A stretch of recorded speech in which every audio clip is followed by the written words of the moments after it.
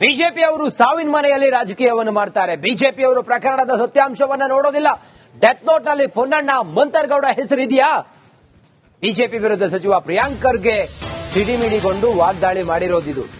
Death note ನಲ್ಲಿ ಏನಾದ್ರೂ ಪೊನ್ನಣ್ಣ ಮತ್ತೆ ಮಂತರ್ಗೌಡ ಅವರ ಹೆಸರು ಏನಾದ್ರೂ ಇದೆಯಾ?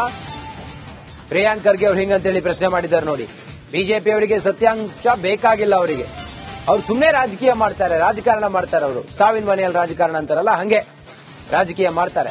ಬಿಜೆಪಿ ಅವರು ಅವರಿಗೆ ಯಾವುದು ಸತ್ಯ ಯಾವುದು ಸುಳ್ಳು ಅನ್ನೋದು ಬೇಕಾಗಿಲ್ಲ, ಅದನ್ನು ನೋಡೋದು ಇಲ್ಲ. ಅವರು ಡೆತ್ ನೋಟ್ ನಲ್ಲಿ ಏನಾದ್ರೂ ಶಾಸಕರ ಹೆಸರು ಇದೆಯಾ ಅಂತೇಳಿ ಪ್ರಶ್ನೆ ಮಾಡಿದ್ದಾರೆ ಪ್ರಿಯಾಂಕ್ ಖರ್ಗೆ ಅವರು.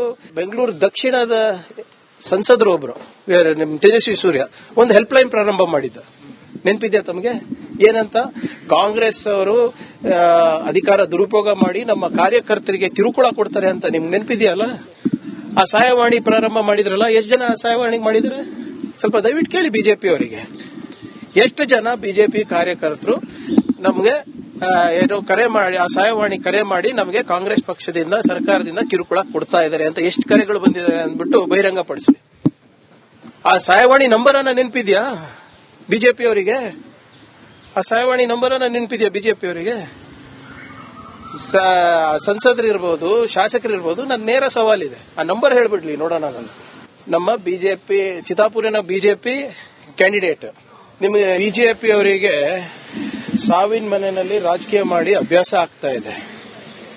ಇದನ್ನು ಕೂಡ ಅವರ ಹಲವಾರು ಕಾರ್ಯಕರ್ತರ ಏನು ಒಂದು ಪಟ್ಟಿ ಇದೆ, ಆ ಪಟ್ಟಿಗೆ ಈ ಹೆಸರು ಸೇರ್ತದೆ ನೋಡಿ.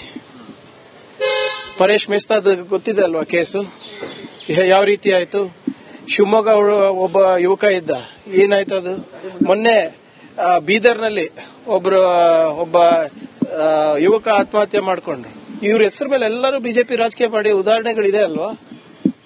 ಮಾತೆತ್ತಿದ್ರೆ ಇವರು ಫ್ಯಾಕ್ಟ್ಸ್ ಆಫ್ ದ ಕೇಸ್ ನೋಡಲ್ಲ. ಈ ಕುರಿತು ಮತ್ತಷ್ಟು ಮಾಹಿತಿಯೊಂದಿಗೆ ನಮ್ಮ ಮಡಿಕೇರಿಯ ಪ್ರತಿನಿಧಿ ಅನುಕಾರ್ಯಪ್ಪ ಈಗ ನಮ್ಮ ಜೊತೆಯಲ್ಲಿ ನೇರ ಸಂಪರ್ಕದಲ್ಲಿ ಜಾಯ್ನ್ ಆಗಿದ್ದಾರೆ. ಅನುಕಾರ್ಯಪ್ಪ, ಒಂದ್ ಕಡೆಯಲ್ಲಿ ವಿನಯ್ ಸೋಮಯ್ಯ ಅವರ ಆತ್ಮಹತ್ಯೆಯ ನೋವಿನಲ್ಲಿ ಕುಟುಂಬ ಇದೆ, ನ್ಯಾಯ ಸಿಗಬೇಕು ಅನ್ನುವ ಕೂಗಿದೆ. ಮತ್ತೊಂದು ಕಡೆಯಲ್ಲಿ ಬಿಜೆಪಿ ಅವರು ರಾಜಕಾರಣ ಮಾಡ್ತಿದ್ದಾರೆ ಅನ್ನೋ ವಿಚಾರ. ಹಾಗಾದ್ರೆ ಈಗ ಈ ಸದ್ಯಕ್ಕೆ ಏನ್ ಚರ್ಚೆ ಇದೆ, ಏನ್ ಹೇಳ್ತಿದ್ದಾರೆ ಜನ? ಸದ್ಯಕ್ಕೆ ತನಿಖೆ ಯಾವ ಹಂತದಲ್ಲಿದೆ? ಎಫ್ಐಆರ್ ದಾಖಲಾಗಿದೆಯಾ ಶಾಸಕರ ಮೇಲೆ? ಏನಿದೆ ತಮ್ಮ ಹತ್ರ ಈ ಹೊತ್ತಿಗೆ ಮಾಹಿತಿ ಅನುಕಾರ್ಯಪ್ಪ?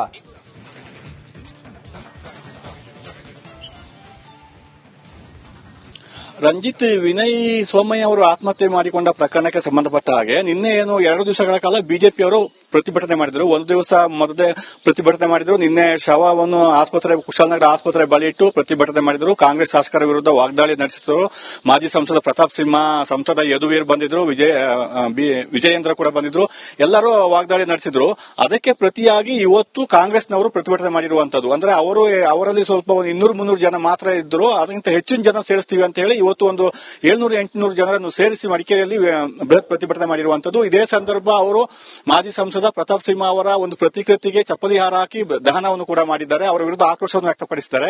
ಇದೇ ಸಂದರ್ಭ ಪೊನ್ನಣ್ಣ ಹೇಳಿರುವಂತದ್ದು ಅಂದ್ರೆ, ಪ್ರತಾಪ್ ಸಿಂಹ ಒಂದು ಬಾಯಿಗೆ ಬಂದಂತೆ ಮಾತಾಡಿ ವೈಯಕ್ತಿಕವಾಗಿ ಟೀಕೆ ಮಾಡ್ತಾ ಇದ್ದಾರೆ. ಅವರ ಹೆಸರು ಹೇಳಲು ಕೂಡ ನನಗೆ ನಾಚಿಕೆ ಆಗುತ್ತೆ. ಅಂದ್ರೆ ಅವರನ್ನು ಆಸಿಡ್ ಹಾಕಿ ತೊಳೆದ್ರು ಕೂಡ ಸ್ವಚ್ಛ ಆಗಲ್ಲ ಅಂತ ಹೇಳುವಂತ ಮಾತನ್ನು ಹೇಳಿದ್ದಾರೆ. ಅವರನ್ನು ಇದಕ್ಕೆ ಹೇಳಿ ಕಾರಣ ಅಂತ ಹೇಳಿದ್ರೆ, ಈ ಮಂತ್ರಗೌಡ ಮತ್ತೆ ಪೊನ್ನಣ್ಣ ಅವರು ಕೊಡಗು ಜಿಲ್ಲೆಗೆ ಬಂದಾಗ ಎಲ್ಲ ಕಡೆ ಗೆರವು ಮಾಡಿ ಅಂತೇಳಿ ಒಂದು ಹೇಳಿಕೆ ಕೊಟ್ಟಿದ್ರು ಪ್ರತಾಪ್ ಸಿಂಹ. ಅದಕ್ಕೆ ಪ್ರತಿಯಾಗಿ ಇವರು ಈ ರೀತಿ ಹೇಳಿಕೊಟ್ಟಿರುವಂತದ್ದು. ಮತ್ತೊಂದ್ರೆ, ಅಲ್ಲಿ ತನಿಖಾಧಿಕಾರಿ ಯಾರಿದ್ದಾರೆ ಬೆಂಗಳೂರಲ್ಲಿ, ಅಲ್ಲಿಗೆ ಮಾಜಿ ಸ್ಪೀಕರ್ ಕೆಜಿ ಬೋಪಯ್ಯ ಅವರು ಕರೆ ಮಾಡಿ ಒತ್ತಡ ಹೇಳ್ತಾರೆ. ಇದುವರೆಗೆ ಕೂಡ ಯಾರು ನಾವು ಕರೆ ಮಾಡಿಲ್ಲ. ಇವರು ಮತ್ತೆ ವಿರಾಜಪೇಟೆ ಟಿಕೆಟ್ ಸಿಗುತ್ತೆ ಅಂತ ಅನ್ಕೊಂಡಿದ್ದಾರೆ. ಇವರು ನಿವೃತ್ತಿ ಘೋಷಣೆ ಆಗಿದೆ ಬಿಜೆಪಿಯಲ್ಲಿ. ಇವರಿಗೆ ಮತ್ತೆ ಟಿಕೆಟ್ ಸಿಗಲ್ಲ, ಆ ಕನಸು ಕಾಣ್ತಿದ್ದಾರೆ ಅಂತ ಹೇಳಿ ಹೆಸರು ಹೇಳದೆ ಕೆಜಿ ಬೋಪಯ್ಯ ಹಾಗೂ ಪ್ರತಾಪ್ ಸಿಂಹ ವಿರುದ್ಧ ವಾಗ್ದಾಳಿಯನ್ನು ಮಾಡಿರುವಂತದ್ದು. ಅಂದ್ರೆ ಇವರು ಹೇಳ್ತಿರುವಂತದ್ದು, ಎಲ್ಲಿಯೂ ನಾವು ಅದಕ್ಕೆ ಮಧ್ಯಪ್ರವೇಶ ಮಾಡಿದ್ದೀವಿ, ಆತ್ಮಹತ್ಯೆಗೆ ನಾವೇ ಕಾರಣ ಅಂತ ಎಲ್ಲಿಯೂ ಉಲ್ಲೇಖ ಇಲ್ಲ. ಡೆತ್ ನೋಟ್ ಏನಿದೆ ಅದು ಕೂಡ ಅವ್ರು ಬರೆದಂತ ಡೆತ್ ನೋಟ್ ಅಲ್ಲ, ಅದು ಟೈಪ್ ಮಾಡಿ ಏನು ಹಾಕಿದ್ದಾರೆ ವಾಟ್ಸ್ಆಪ್ ಅಲ್ಲಿ. ಅದು ಯಾವಾಗ ಆಗಿದೆ, ಅವ್ರು ಯಾವಾಗ ಆತ್ಮಹತ್ಯೆ ಮಾಡಿಕೊಂಡಿದ್ದಾರೆ, ಯಾರು ಮಾಡಿದರೆ, ತನಿಖೆ ಆಗಬೇಕು. ತನಿಖೆಯಿಂದ ಸತ್ಯಾಂಶ ಹೊರಗೆ ಬರುತ್ತೆ. ಅದಕ್ಕೆ ಮೊದಲೇ ನಮ್ಮ ಮೇಲೆ ಗೂಬೆ ಕೂರಿಸ್ತಾರೆ ಅಂತ ಹೇಳುವಂತದ್ದು ಇವರ ಆರೋಪ ಇರುವಂತದ್ದು.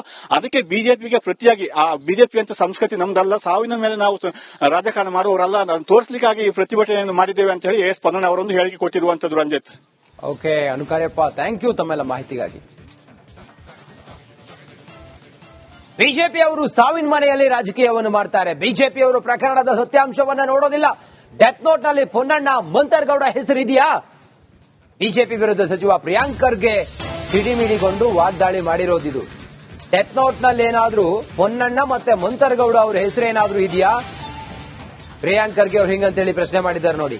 ಬಿಜೆಪಿ ಅವರಿಗೆ ಸತ್ಯಾಂಶ ಬೇಕಾಗಿಲ್ಲ. ಅವರಿಗೆ ಅವ್ರು ಸುಮ್ಮನೆ ರಾಜಕೀಯ ಮಾಡ್ತಾರೆ, ರಾಜಕಾರಣ ಮಾಡ್ತಾರೆ. ಅವರು ಸಾವಿನ ಮನೆಯಲ್ಲಿ ರಾಜಕಾರಣ ಅಂತಾರಲ್ಲ, ಹಂಗೆ ರಾಜಕೀಯ ಮಾಡ್ತಾರೆ.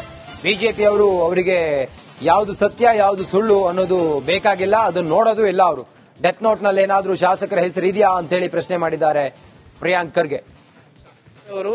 ಬೆಂಗಳೂರು ದಕ್ಷಿಣದ ಸಂಸದರು ಒಬ್ರು, ನಿಮ್ ತೇಜಸ್ವಿ ಸೂರ್ಯ, ಒಂದು ಹೆಲ್ಪ್ ಲೈನ್ ಪ್ರಾರಂಭ ಮಾಡಿದ್ದ. ನೆನಪಿದ್ಯಾ ತಮಗೆ? ಏನಂತ? ಕಾಂಗ್ರೆಸ್ ಅವರು ಅಧಿಕಾರ ದುರುಪಯೋಗ ಮಾಡಿ ನಮ್ಮ ಕಾರ್ಯಕರ್ತರಿಗೆ ಕಿರುಕುಳ ಕೊಡ್ತಾರೆ ಅಂತ. ನಿಮ್ಗೆ ನೆನಪಿದ್ಯಲ್ಲ? ಆ ಸಹಾಯವಾಣಿ ಪ್ರಾರಂಭ ಮಾಡಿದ್ರಲ್ಲ, ಎಷ್ಟು ಜನ ಸಹಾಯವಾಣಿ ಮಾಡಿದ್ರೆ ಸ್ವಲ್ಪ ದಯವಿಟ್ಟು ಕೇಳಿ ಬಿಜೆಪಿ ಅವರಿಗೆ. ಎಷ್ಟು ಜನ ಬಿಜೆಪಿ ಕಾರ್ಯಕರ್ತರು ನಮ್ಗೆ ಏನೋ ಕರೆ ಮಾಡಿ, ಆ ಸಹಾಯವಾಣಿ ಕರೆ ಮಾಡಿ ನಮಗೆ ಕಾಂಗ್ರೆಸ್ ಪಕ್ಷದಿಂದ ಸರ್ಕಾರದಿಂದ ಕಿರುಕುಳ ಕೊಡ್ತಾ ಇದ್ದಾರೆ ಅಂತ ಎಷ್ಟು ಕರೆಗಳು ಬಂದಿದೆ ಅಂದ್ಬಿಟ್ಟು ಬಹಿರಂಗ ಪಡಿಸಿ. ಆ ಸಹಾಯವಾಣಿ ನಂಬರ್ ಅನ್ನ ನೆನಪಿದ್ಯಾ ಬಿಜೆಪಿ ಅವರಿಗೆ? ಆ ಸಹಾಯವಾಣಿ ನಂಬರ್ ಅನ್ನ ನೆನಪಿದ್ಯಾ ಬಿಜೆಪಿ ಅವರಿಗೆ? ಸಂಸದರಿರ್ಬೋದು, ಶಾಸಕರಿರ್ಬೋದು, ನನ್ನ ನೇರ ಸವಾಲಿದೆ, ಆ ನಂಬರ್ ಹೇಳ್ಬಿಡ್ಲಿ ನೋಡೋಣ. ನಾನು ನಮ್ಮ ಬಿಜೆಪಿ ಚಿತಾಪುರಿನ ಬಿಜೆಪಿ ಕ್ಯಾಂಡಿಡೇಟ್. ನಿಮಗೆ ಬಿಜೆಪಿ ಅವರಿಗೆ ಸಾವಿನ ಮನೆಯಲ್ಲಿ ರಾಜಕೀಯ ಮಾಡಿ ಅಭ್ಯಾಸ ಆಗ್ತಾ ಇದೆ. ಇದನ್ನು ಕೂಡ ಅವರ ಹಲವಾರು ಕಾರ್ಯಕರ್ತರ ಏನು ಒಂದು ಪಟ್ಟಿ ಇದೆ, ಆ ಪಟ್ಟಿಗೆ ಈ ಹೆಸರು ಸೇರ್ತದೆ ನೋಡಿ. ಪರೇಶ್ ಮೆಸ್ತಾದ್ ಗೊತ್ತಿದೆ ಅಲ್ವಾ ಕೇಸು? ಯಾವ ರೀತಿ ಆಯ್ತು? ಶಿವಮೊಗ್ಗ ಒಬ್ಬ ಯುವಕ ಇದ್ದ, ಏನಾಯ್ತು ಅದು? ಮೊನ್ನೆ ಬೀದರ್ನಲ್ಲಿ ಒಬ್ಬ ಯುವಕ ಆತ್ಮಹತ್ಯೆ ಮಾಡಿಕೊಂಡ್ರು. ಇವ್ರ ಹೆಸರು ಮೇಲೆ ಎಲ್ಲರೂ ಬಿಜೆಪಿ ರಾಜಕೀಯ ಮಾಡಿ ಉದಾಹರಣೆಗಳಿದೆ ಅಲ್ವಾ? ಮಾತೆತ್ತಿದ್ರೆ ಇವರು ಫ್ಯಾಕ್ಟ್ಸ್ ಆಫ್ ದ ಕೇಸ್ ನೋಡಲ್ಲ. ಈ ಕುರಿತು ಮತ್ತಷ್ಟು ಮಾಹಿತಿಯೊಂದಿಗೆ ನಮ್ಮ ಮಡಿಕೇರಿಯ ಪ್ರತಿನಿಧಿ ಅನುಕಾರ್ಯಪ್ಪ ಈಗ ನಮ್ಮ ಜೊತೆಯಲ್ಲಿ ನೇರ ಸಂಪರ್ಕದಲ್ಲಿ ಜಾಯ್ನ್ ಆಗಿದ್ದಾರೆ. ಅನುಕಾರ್ಯಪ್ಪ, ಒಂದ್ ಕಡೆಯಲ್ಲಿ ವಿನಯ್ ಸೋಮಯ್ಯ ಅವರ ಆತ್ಮಹತ್ಯೆಯ ನೋವಿನಲ್ಲಿ ಕುಟುಂಬ ಇದೆ, ನ್ಯಾಯ ಸಿಗಬೇಕು ಅನ್ನುವ ಕೂಗಿದೆ. ಮತ್ತೊಂದ್ ಕಡೆಯಲ್ಲಿ ಬಿಜೆಪಿ ಅವರು ರಾಜಕಾರಣ ಮಾಡ್ತಿದ್ದಾರೆ ಅನ್ನೋ ವಿಚಾರ. ಹಾಗಾದ್ರೆ ಈಗ ಈ ಸದ್ಯಕ್ಕೆ ಏನ್ ಚರ್ಚೆ ಇದೆ? ಏನ್ ಹೇಳ್ತಿದ್ದಾರೆ ಜನ? ಸದ್ಯಕ್ಕೆ ತನಿಖೆ ಯಾವ ಹಂತದಲ್ಲಿದೆ? ಎಫ್ಐಆರ್ ದಾಖಲಾಗಿದೆಯಾ ಶಾಸಕರ ಮೇಲೆ? ಏನಿದೆ ತಮ್ಮ ಹತ್ರ ಈ ಹೊತ್ತಿಗೆ ಮಾಹಿತಿ ಅನುಕಾರ್ಯಪ್ಪ?